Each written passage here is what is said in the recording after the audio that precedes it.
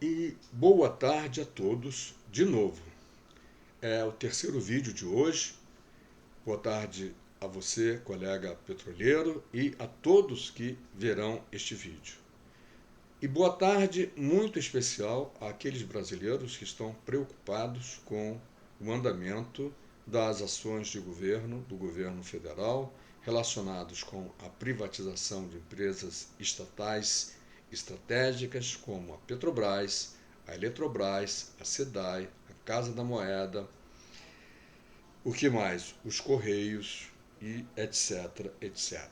Essa política, se você ainda não sabe, é exatamente o cumprimento do acordo que o Fernando Henrique Cardoso fez em Washington, o famoso Consenso de Washington, que se contrapunha e se contrapõe ao outro famoso Fórum de São Paulo. O Fórum de São Paulo tinha e tem como elementos que o caracterizam a evolução da sociedade de uma forma mais justa e de uma sociedade igualitária. O de Washington tem a perversidade que só os muito ricos e os ricos conseguem ter.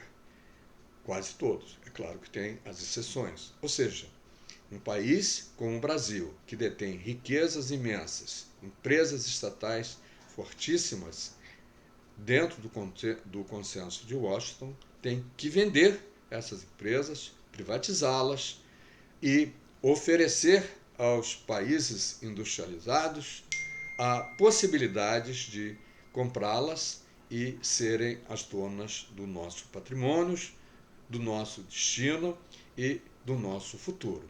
É exatamente isso que está acontecendo. Desde o governo Temer, nós estamos vendo a implementação pura e explícita do Consenso de Washington. Muito bem, já falamos aqui que o preço com paridade internacional dos derivados de petróleo, da gasolina, do querosene, do óleo diesel e tudo mais, é uma das variáveis. A outra é privatizar as empresas estatais que estão aí sendo vendidas e que são instrumento de fomento e riqueza para o povo brasileiro. E a gente percebe a maldade de tudo isso quando entende que vender essas empresas do jeito que está sendo feito é uma ameaça à soberania nacional. Vender pelo preço baixo, como está sendo vendido, é crime de lesa pátria.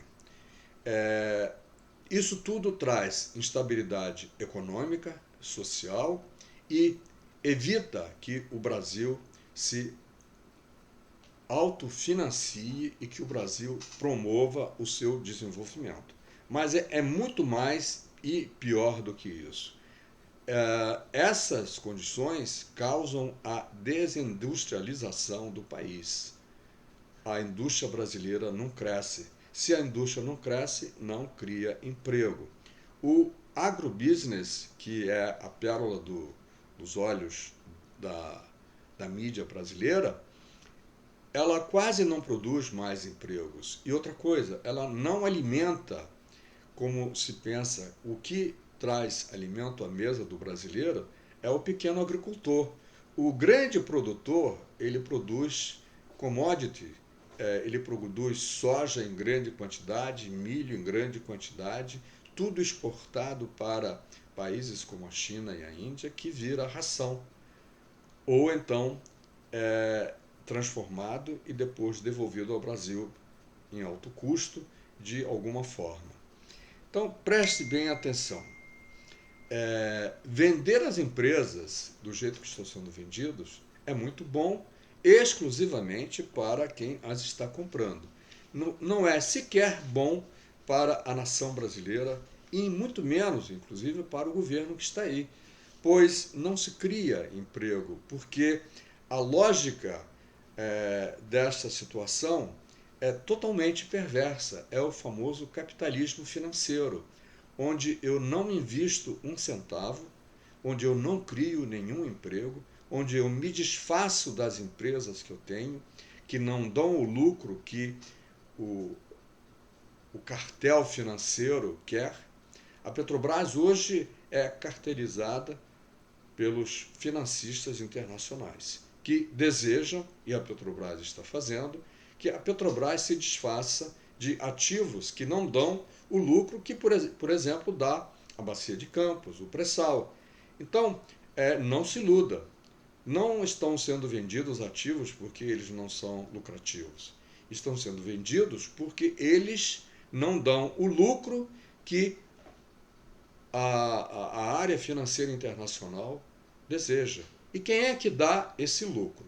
Quem dá esse lucro é a Bacia de Campos, em particular o pré-sal, onde se produz um barril de petróleo a quase $5, preço que nem na Arábia Saudita é alcançado.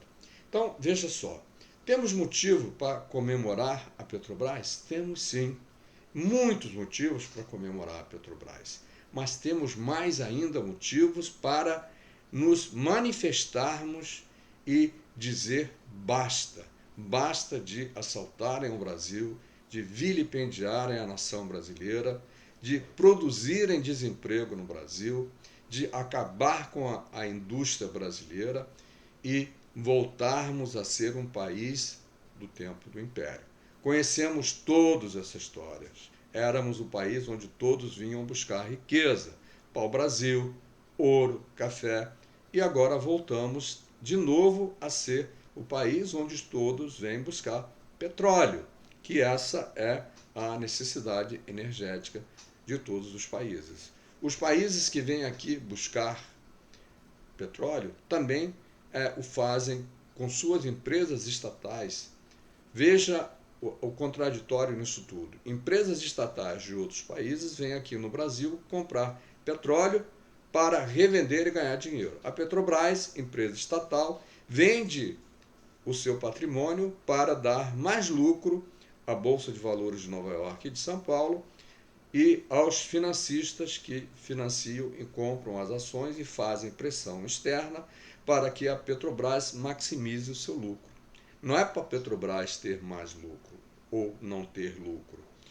Não é essa a questão, não é isso que está em jogo. É maximizar, investir zero e maximizar. Isso é tão verdade que até a venda dessas unidades vira lucro, quando isso tecnicamente é incorreto. Não pode um ativo ser vendido e virar lucro, mas vira. Nas mãos de quem está gerenciando a Petrobras, hoje vira lucro e passa a ser dividendo para os acionistas da Petrobras. E é isso que está acontecendo, é isso que precisa ser debatido, é isso que precisa ser comentado. Não faz diferença se você votou em quem está aí no governo ou se você é simpatizante dos que estavam antes no governo. O nosso grande problema é a péssima gestão que se faz dos ativos nacionais estratégicos, como petróleo, como minério, como ouro, como toda a riqueza nacional, inclusive o agronegócio. 50% do que o agronegócio arrecada fica no exterior. Não estou falando de lucro, estou falando do volume total de recursos, fica no exterior. Como assim? Para que o Brasil possa plantar e colher o que planta, é preciso implemento agrícola, é preciso fertilizantes. E tudo que a gente utiliza paga royalties para os produtores quando não é diretamente importado do exterior. Ora, um país que é essa potência agrícola que somos, precisa importar fertilizantes, quando nós tínhamos a maior empresa de fertilizantes da América Latina, a Petrofert, foi vendida pelo ilustre presidente Collor, e agora nós estamos importando fertilizantes do exterior e deixando lá fora mais de 50% de todo o volume de recursos produzido pelo agronegócio. Isso ninguém diz para você porque não é do interesse, assim como ninguém disse para você que ontem a Petrobras fez 67 anos. Por quê? Porque quanto menos se falar de coisas boas e quanto mais se destruir a imagem daquilo que o povo gosta, melhor. Porque o que importa, e você já deve ter percebido, é manter o presidente no poder e, acima de tudo, manter o Paulo Guedes como ministro da Economia, pois é ele que decide tudo, é ele que faz tudo o que está sendo feito e é ele que está privatizando a riqueza brasileira, não para os brasileiros e muito menos para as empresas brasileiras, e sim para o capital financeiro internacional, que não investe um puta de euro ou dólar aqui no Brasil, mas leva tudo por conta das ações vendidas no exterior e aqui mesmo no Brasil. Então, é essa conscientização, é essa necessidade da percepção dessa maldade que está sendo feita com os petroleiros e com todas as grandes empresas brasileiras estratégicas públicas que precisa ser levado ao conhecimento, e essa grande união em favor do Brasil é que precisa ser implementada imediatamente. Não podemos perder mais um segundo. Precisamos continuar lutando pela AMS, por gestão por RH. Precisamos continuar lutando para que a Petrobras pague o que deve a Petros, dos valores que ela deixou de contribuir quando usou de política de RH diferenciada para quem estava na ativa e aposentado, e não entregou para a Petros os valores que ela deveria ter entregue por conta dessa diferenciação. Precisamos nos associar também a todos os colegas eletricitários, moedeiros, da SEDAI, dos Correios, e fazer uma luta conjunta em favor do Brasil. Uma luta pela democracia, pela independência econômica e financeira deste país, eliminar de vez e de verdade a corrupção, diminuir o Estado naquilo que realmente é necessário. Não precisamos de 700 deputados e senadores, não precisamos de salários absurdos, aposentadorias estupidamente altas, um monte de gente sem fazer nada nos gabinetes dos parlamentares em Brasília, e aí o governo faz uma política de retirada de direitos trabalhistas, de retirada de direitos previdenciários, e diz que vai criar empregos, e não cria. Nenhum emprego foi criado por conta disso. E ainda por cima temos uma pandemia de verdade, uma pandemia com a saúde, na área de saúde, onde mais uma vez o espírito predatório, o espírito anticívico de poucos brasileiros que estão no poder, eleitos pelo povo, roubam esse mesmo povo, desviando bilhões da saúde. É essa consciência cívica, essa consciência nacionalista que é preciso ter.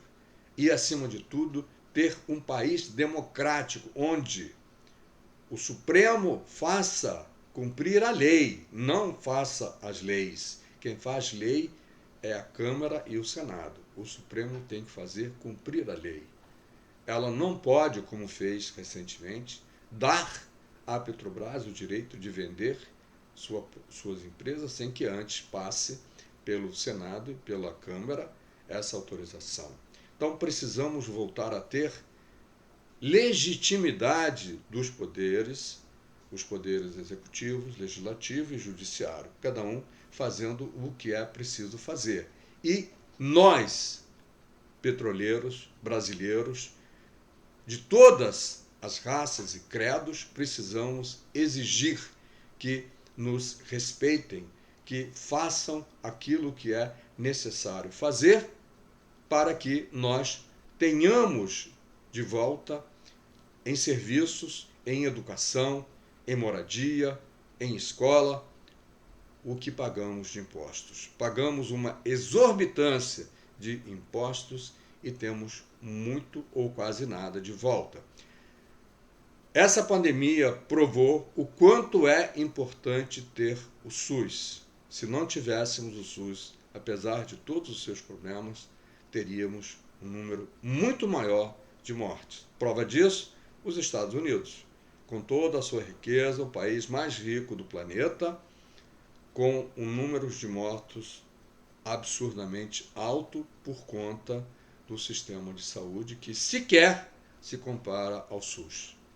Então, é preciso que acordemos, é preciso que, assim como fizeram os bons velhinhos ontem na manifestação em frente à Petrobras, né, façamos todos, jovens de meia idade e gente idosa também, escolher corretamente quem vai nos governar, os deputados que vamos eleger, e não esquecer que eles são os nossos representantes, eles são nossos empregados, somos nós que pagamos os salários deles, e não o contrário.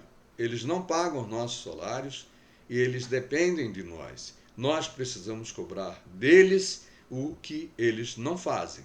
E é preciso, acima de tudo, ter sangue nas veias, ter o sentimento de,